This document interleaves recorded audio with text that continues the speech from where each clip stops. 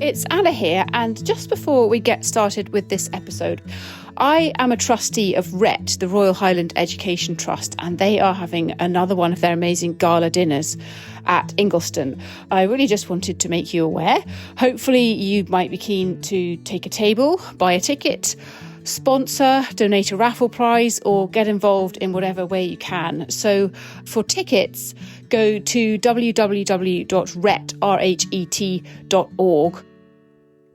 If you think that you can contribute in another way, again, go to the RET website and click on the Contact Us page to get in touch. Or if it's easier, you can get in touch with me through the OnFARM connections and I will pass on the information. So that is on Twitter and Instagram at @on_farm UK. So we'd love to hear from you, however you might be able to contribute. But RET is a wonderful charity teaching children all about food farming in the countryside. So it's something that is certainly dear to my heart, and I'm sure to many of our listeners as well.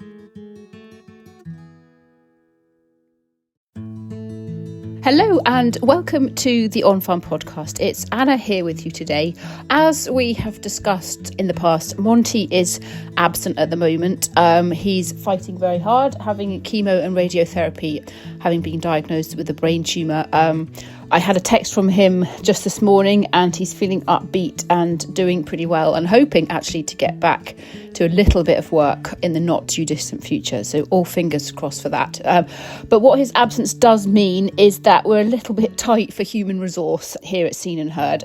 So in Monty's absence, our good friends at SAC Consulting have actually shared some of the podcasts that they make for Scotland's Farm Advisory Service and allowed us to make use of those just on the occasion that we have a week where we don't have the resource to be able to create you some content of our own.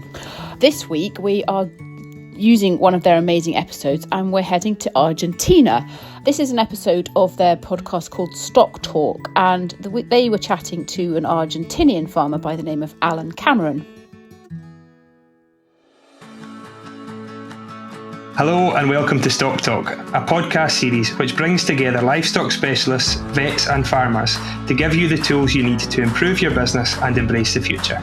Stock Talk is presented by myself, Robert Ramsay, and produced by Kirsten Blackwood as part of the Farm Advisory Service in association with the Scottish Government.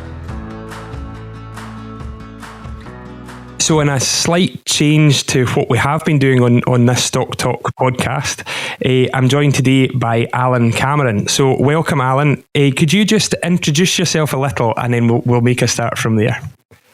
Yes, Robert. My name is Allan Cameron. I'm a farmer in Argentina. I've been farming for close to 40 years. We are very connected to Scotland. I'm a fifth generation Scottish descendant, fifth generation born out in Argentina, but have close ties because our secondary schooling, we have four brothers, and all of us went to Fettes College in Edinburgh to do our secondary schooling. And I was lucky enough to spend quite a few of my school holidays with John Cameron, who's our relation, so I know a bit about Scottish farming firsthand. Yeah, so an amazing story and exciting to have you on here. We have been pretty Scottish based up till now, and I certainly was keen after you hosted us for a SAYFC study tour, which is now nearly 10 years ago. That was 2014. I was really lucky to get a tour around Argentina, and really you blew our minds. You know what Argentina can do, what it does, what it is so exciting. And with that in mind, I was keen to get you on here just to have a bit of a chat as to where things are or what happens in Argentina, how it works, and maybe some of the many drawbacks as well. Because I think we hear of South America as it's the breadbasket of the world, and it's while we are dealing with climate change policy, South America is just going to feed us. But and I know there are political issues, environmental issues as well that are worthy of discussion later on as well. So, interesting. And as I say, great to have you on. I suppose the first question is what your farming operation in Argentina. So obviously, Scotland and Argentina are the similarities, but there's some huge differences. So one of them is scale. So what are you farming? So what is your operation? Okay, so our family farm is situated 500 kilometers due south of the capital of Buenos Aires, and we're only 20 miles from the Atlantic Ocean.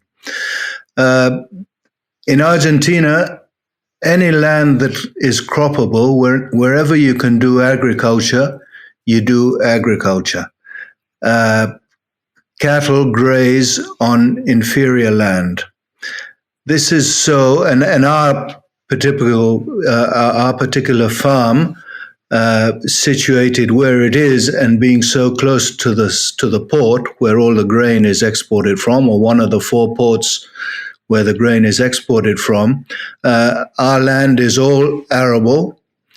So it means we do 100% cropping, but we don't cultivate anymore. We do it all in no-till farming, unless we have a potato crop every now and again, which we actually lease the land out to somebody else who does the potatoes. But basically, we are 100% agriculture, no-till farming. And as I said, that's because of the quality of the land that we are sitting on. Now, we also, as a business, administrate some farms for some other clients, and those farms happen to have cattle on them as well as cropping, because there are parts of the farm that are not suitable to agriculture. That'll be the soil quality is inferior, or there are times when parts of those fields go underwater, so it's more suitable to have a pasture and graze than to have a corn crop, of which you've invested a lot of money on, that probably 1 year out of 4 goes underwater. So that's basically why we do 100% agriculture. And that same farm that I'm talking about, when I was young, when I was a kid, it was a mixed farm. We do 4 years of pasture and graze cattle and sheep, and then we do 4 or 5 years of agriculture. But as it was tillage, we'd get soil deterioration, we'd lose soil structure, so therefore we'd have to go back to a pasture for another 4 years to get the structure back. And then we'd probably start with potatoes as a first crop, and then carry on with wheat and corn and sunflower, and then 5 years later go back to grass. That's the way it used to be, until no-till farming came along in the beginning of the 1990s, and that was one of the big jumps in Argentine grain production, because a lot more land went into crops and didn't go into pasture. And do you think, so it's very interesting, and we are seeing an increase in reduced tillage. So obviously we've got different soils, different climatic issues. The plough is still important in Scottish agriculture, but not nearly as important as it was. And we're certainly seeing more direct drilling and a move away from that, mostly to do with, or partly to do with costs, and mostly to do with a soil health and structure. So with that in mind, your continuous arable operation, how do we maintain fertility in that soil without dung, grass? You know, I always have in mind that the deepest soils in the world are below grazed grasslands. So the pampas, the steppes, the prairies in America, you know, these hugely fertile areas often, or as a species, we've found these areas to be hugely fertile. Is there a risk that your no-till farming still erodes some of that fertility and soil structure down? You know, if we go fast forward 50 years, do you think we'll need to bring cattle back into these areas? We don't see that as happening as such, even though those who like cattle would probably like to see cattle back in the rotation. You never know. It might happen. It might happen. But as regards, we fertilize with phosphorus, which is the element that we need to maintain. We don't have to worry about potassium so far. We fertilize with phosphorus, nitrogen, a bit of sulfur. So we keep our levels up by applying fertilizer.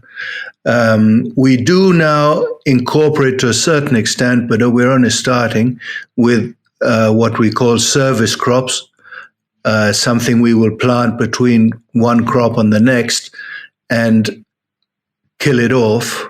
In some cases, there's a little bit of grazing involved, but we don't till it. We just kill it off with Roundup and other herbicides and let whatever grew, we let it rot. Because we're interested in keeping our soil covered. If we didn't use the service crops, we have some periods, some months of the year in our rotation in which the soil would be bare. In our case, where we are at our latitudes, we're fairly cold during our winters, so we don't get the crop residues blowing away or disappearing too quickly anyway. Further up in the north of the countries with higher temperatures, you do have 4 or 5 months between when you harvest your soybean in April and you plant your next corn, in some cases as late as November. So there you've got all the winter and part of the spring in which your fields will become bare. And there you'll be looking to plant veg or maybe oats or something that'll grow and then be dried off with herbicides and will have taken care of your soil not being bare for those winter months. Of course, remember, we don't have snow. Our winters are totally different. Our main cropping area is, say, 500 kilometers north of where we are, and there the winters are cold for a short period of time, but certainly no snow cover or anything like that. Yeah, a different world.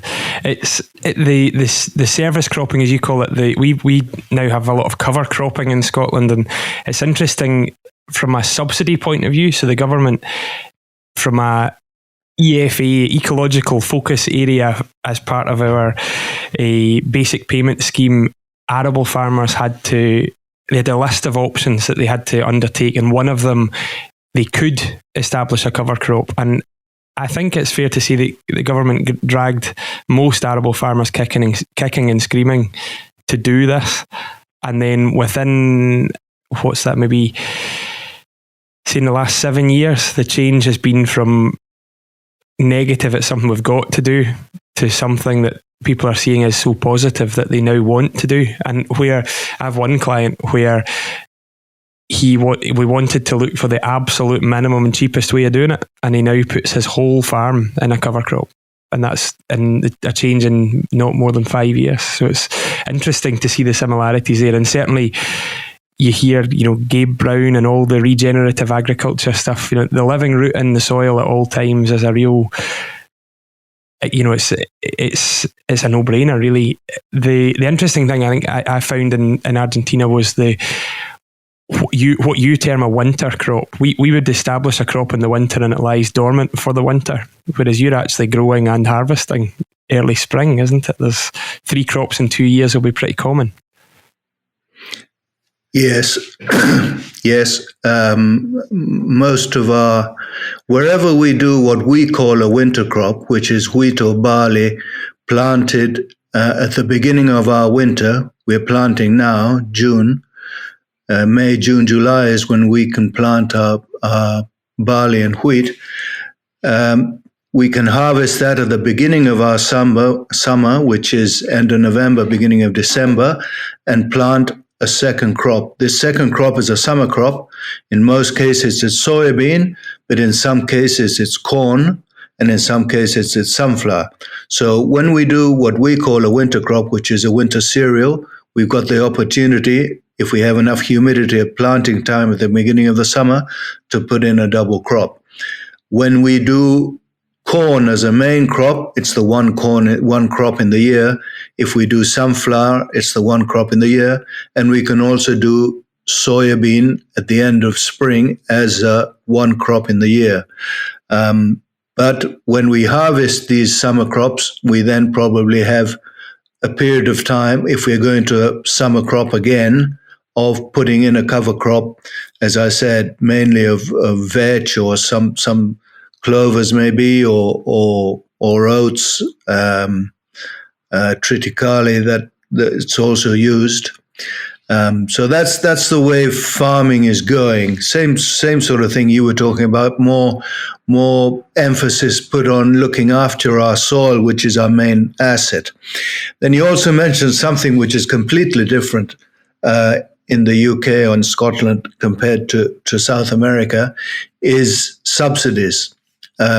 Your government, your urban society is prepared to use taxpayers' money to keep farmers farming, and from what you say today, keep farmers on the right track as regarding looking after their soil. Our urban society lives off what the farming sector produces. We have some very important direct taxes on our price, for example, our sale price, what we call retentions. On soybean, the government takes 33% of the international price, so we can only aspire to sell at 67% of the international price. And there are other taxes involved, which means that when the farming sector has £100, if to talk in your money, profit, government takes 60 or 70% of that profit. So, we look upon subsidies as something that doesn't exist for us, and we do observe that other countries in Europe do use them as part of making farming feasible, because I understand that if those subsidies were not made available to the farmers, their economic cycle wouldn't be positive. Yeah, it's a very interesting, it's a polar opposite situation, and I think sometimes often as farmers, we don't realise how lucky we are to farm where we do. We've got challenges of scale, and often we've got challenges of climate, but we do have government support. Sometimes it feels like we've got lots of government support. Sometimes it feels like that's waning a little, depending on where we are in election cycles or whatever. But as it stands, we are in a pretty positive position. The one area I suppose we don't get much for nothing now, and it looks as if going forward there's going to be more conditionality and more things attached to our payments, so more climate change type policy, biodiversity policies attached to that. Basically, so we're not getting a blank check, or we're not getting a check for doing nothing. It's a check in rewarding for positive public goods, I suppose. What is the government position in Argentina when it comes to climate change, biodiversity? Are we on that page yet at all, or is it still, is that very much led by the market? No, I'd say there are certain people who dictate government policy who do have this in mind. But you've been here and you can remember how many other more pressing issues politicians have to take care of first. We're at a very interesting stage again. We're going to have general elections in October. We've had the present government has been in for nearly 4 years. They finish in December, and we're hoping for a change of government. But yes, climate change is something everybody thinks about. I mean, we don't want to see motor cars pumping uncooked diesel, as it were, into the atmosphere. I mean, we realize that is harmful. We still can't quite understand what's behind diagnosing the cattle industry as a big negative influence on all this. We still have to be convinced that cattle chewing on grass is bad for the climate. But I reckon in the next few years that'll be clarified. Something you brought up before was how easy is it to farm? Depends where you are. And we do realize that we're very privileged and that we can do 3 crops in 2 years. We've got large scale and be able to be efficient with our machinery. We've got a very easy climate. Our cattle are outdoors all year round. We don't have to put them inside at all. We do run with a lot of natural advantages as to which at the end of the day make up the cost at which you produce a pound of beef, for example, or what does it cost you to produce a ton of wheat. So there are 2 different worlds in that aspect. But then again,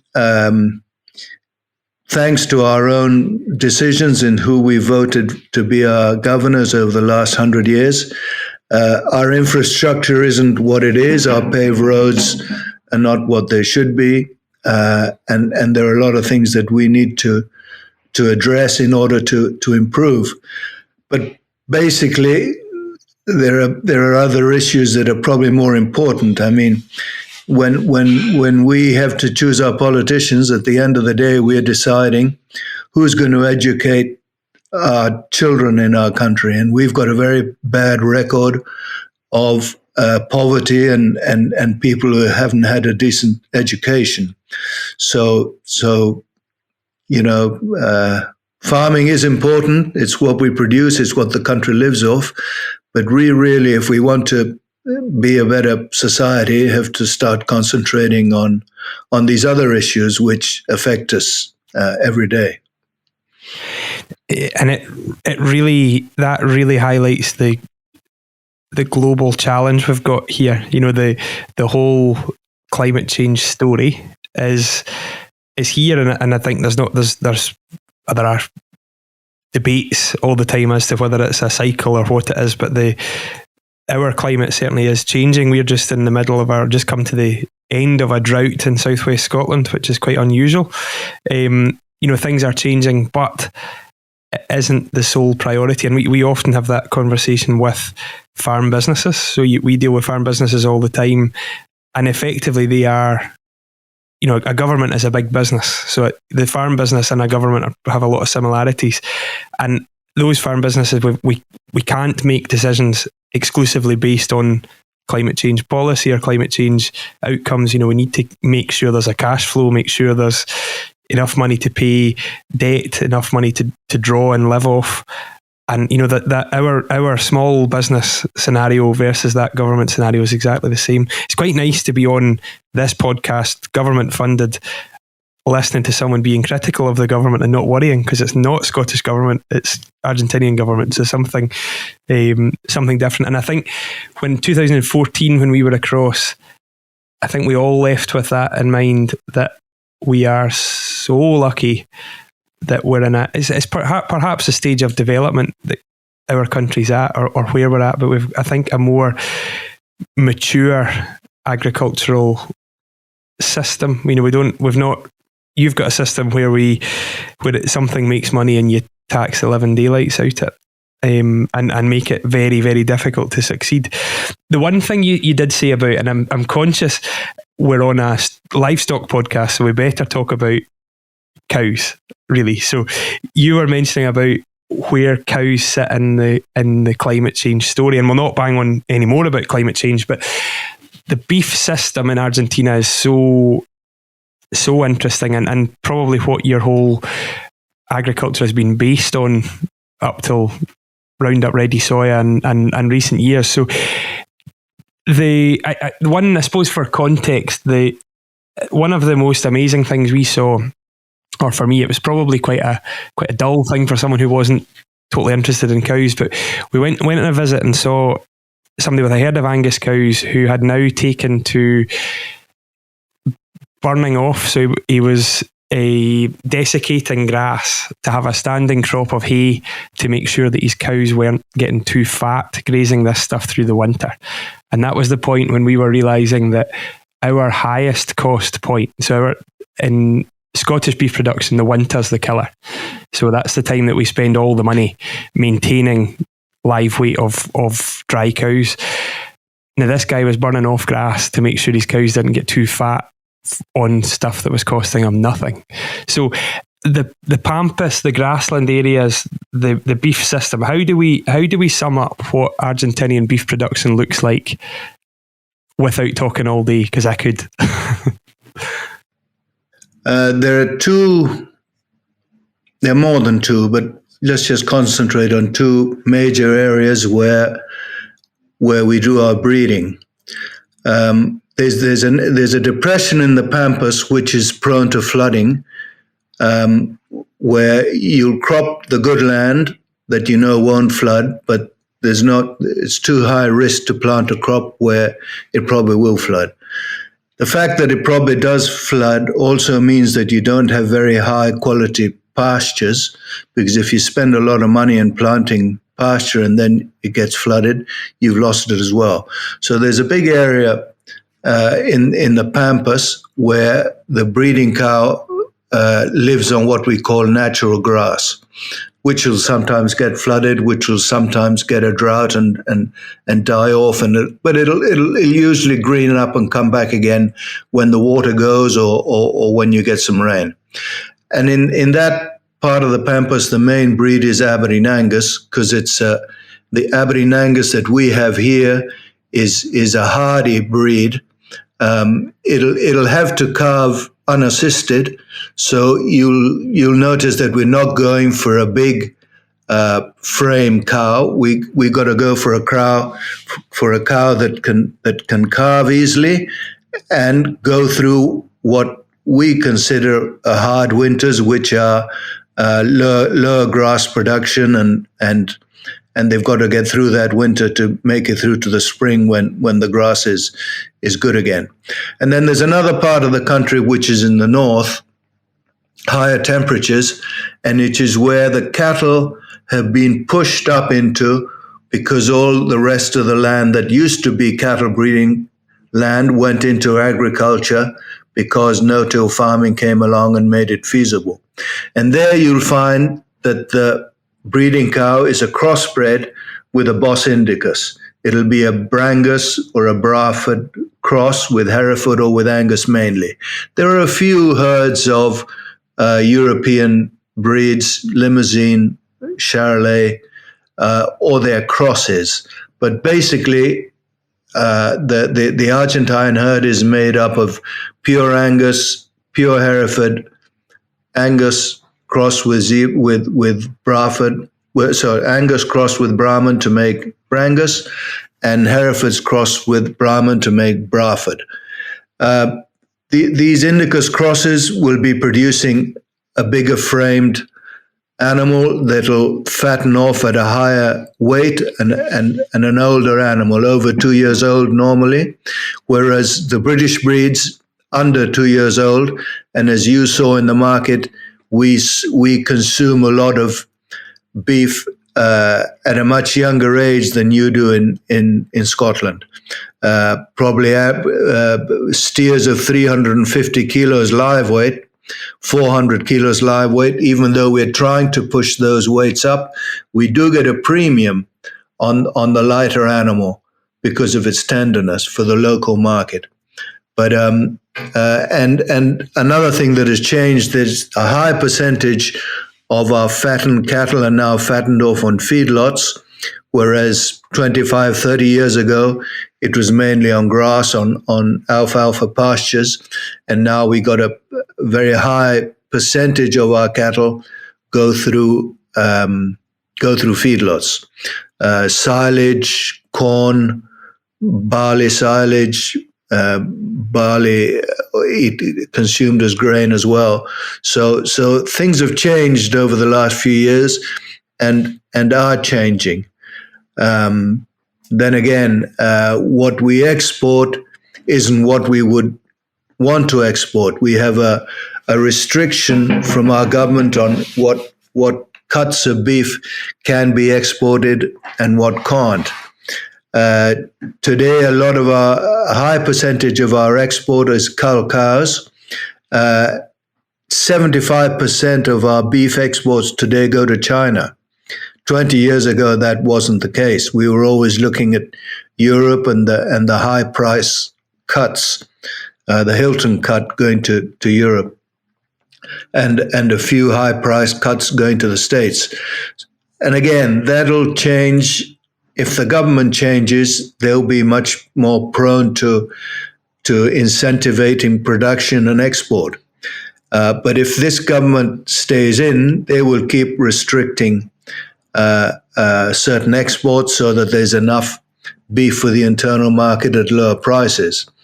All those things change so often in Argentina that it's very difficult to make long-term plans. Therefore, we don't have the investment that we should in the industry. We do have some abattoirs that are very modern and have had a lot of investment put into them in the last few years. But there's always that cloud ahead of we don't know what the next bloke is going to do when he comes in. Well, we toured one of those, a huge abattoir, probably the biggest, certainly far bigger than anything we would have in this country. Toured a derelict abattoir, and it had been closed down because the person that owned it voted for the wrong parliament, or did he say the wrong thing? It was. Yes, it was an old abattoir we went to, a very famous one, because it was the one that used to make the corned beef and send it over to Europe during the war. So it was a very famous place, but the machinery and stuff used were from those days. I happened to go to a modern abattoir 2 or 3 months ago, and really the technology that is being used today is top class. And well, it actually was an abattoir that was also it had the standards to be able to export to Israel and to the Muslim countries. So the slaughter was actually done by the rabbi or by the Muslim cleric. So that was just an anecdote. But I mean, the quality of what today is being exported from Argentina is top quality. We do still have some I'm not sure if interference is the word, some sort of guidelines from Europe regarding if the beef was produced on a farm where a tree was chopped down. In fact, they're worried about the land that has been cleared. But that's something that South America has to deal with. Brazil, I'd have thought, has the same situation. They've cleared a lot of land in order to produce. But if we don't, if our land isn't made productive, then we'll probably have to over-fertilize the land that we do have today and other such issues.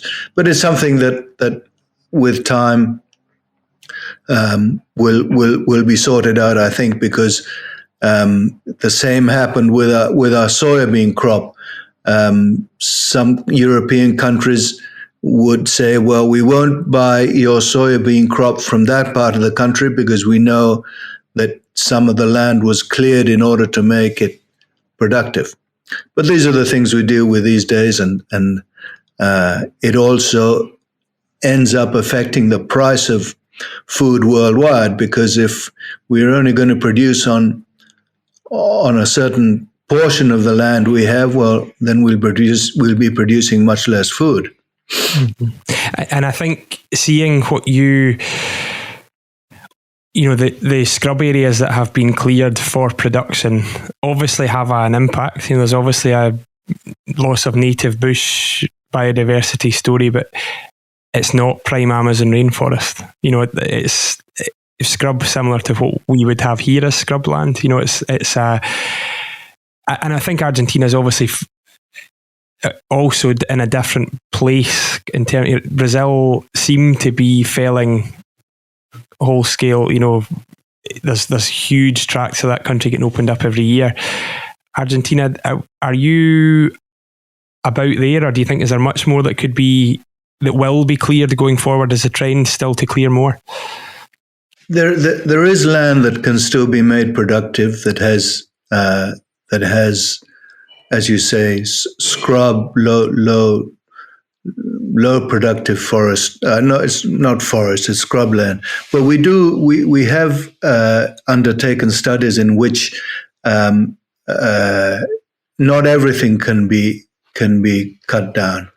A lot of areas are protected, and we do look after our diversity in wildlife and vegetable species. So I don't think there's a major issue. There is a consciousness of not clearing land just for clearing purposes. And there's also, and if going back to cattle production, there's also a trend towards producing cattle, or clearing certain parts of an area where cattle can graze without clearing the whole lot of it in order to do agriculture of low production. We can have systems in which cattle are grazing just by clearing a certain amount of low scrub out and leaving the higher, more productive trees standing, and you can produce a reasonable amount of beef by grazing what's there. So there are areas where beef production will still increase without knocking everything down, as it were. Yeah. Now, I suppose where we're heading to here, the question is, so we are now post-Brexit. Brexit was a thing actually when we were out, we were talking about probably tongue-in-cheek, because at that stage it was just an annoying, or I'm showing my hand there, but it was just a conversation really that was happening, and there was talk of it. Now it's happened, it's done, and the UK is part of, or it's no longer part of or protected by the European Union. It's now a global player in its own right. So should Scottish farmers, Scottish beef producers be concerned about what's happening in Argentina at the moment? Is there a risk? The story is you guys are just going to swamp us with cheap beef. Do you think that's the case? No, I wouldn't say that's the case. The world has to keep increasing its production because the population is still growing. So I don't know how much more beef Scotland can produce than it is producing today. Argentina certainly can produce more beef than what it's doing today, but there are world markets that are waiting to be able to buy our production. I can't see our beef going to the UK except for some prime cuts that there is a demand in the UK and Europe for these high price cuts from some of our animals. But as I said, 75% production of what we export goes to China, and it's a high percentage of that is old cows, which they are avid for and they consume. And here our population is not very keen on consuming. I'd have thought probably, and the records show it, that the country that's increased its production enormously over the last 20 years has been Brazil, and now Paraguay. So maybe those countries will keep increasing supply, but I can't see that it's going to end up on the Scottish markets. I think you produce very well for your qualified market, your internal market. And then again, I mean, your government policies have always showed that they're not going to let cheap beef go into Scotland and put your farmers out of business. I can't see that happening. I hope you're right, and it's always good to get an international view on what's happening, because I think we all get too focused on our own domestic policy and you know, what's happening on a very local level and the impact that huge macroeconomic stuff might have. And actually, if we take a big step back, as you say, the population's expanding, beef consumption's good. We've had a good summer, and we're sitting back in the sunshine eating beef. The demand's there, supply's there. You know, I think it's at the moment we're at a point where we should be kicking on and going farming, really. So Allan, that's been really good. The final question I've got for you is, when are you, so you hosted us in Argentina, when are you heading back to where you were schooled? When are you heading to Scotland? Beginning of October, I think. We have a couple of weeks we've earmarked to fly over, arriving in England and probably driving. The idea is to drive up through England and get up to Scotland and go up to the very north, and maybe then see if we can come down the west coast and go into Ireland for 2-3 days. So we don't have too much time, but we want to get around, and I want to show Cynthia Scotland, where I spent some of my ill-spent youth. And we'll not go into too much detail on that, but you must, when you're over, let me know when you're here, because I often say when we were in Argentina, I had 17 steaks in 9 days, and I had 17 of the best steaks of my life, and I needed a rest from steak, but I'm ready for another good steak now. So we'll definitely meet up sometime and take you out for a good Scottish steak rather than an Argentinian one. I'll let you know with a few days in advance so you can get prepared. Perfect. Allan, that's been great. Thank you very much. A pleasure. So there we go. That was Allan Cameron. Really interesting, looking at a different perspective coming from Argentina on cropping and on beef production. I've got a nasty feeling that episode's going to cost me a lot of money, because I've always wanted to go to South America, and now I'm even more desperate. So I better sit on my hands so that I don't start booking flights to Argentina anytime soon. But thank you again to Farm Advisory Service and SAC Consulting for giving us that amazing episode. And you may well hear one or two more in the future, but next week we've got something that we have created ourselves, so kind of back to normal. And as I said, hopefully you'll be able to hear Monty's voice again in the not too distant future. So meantime, thanks for listening, and we will see you soon.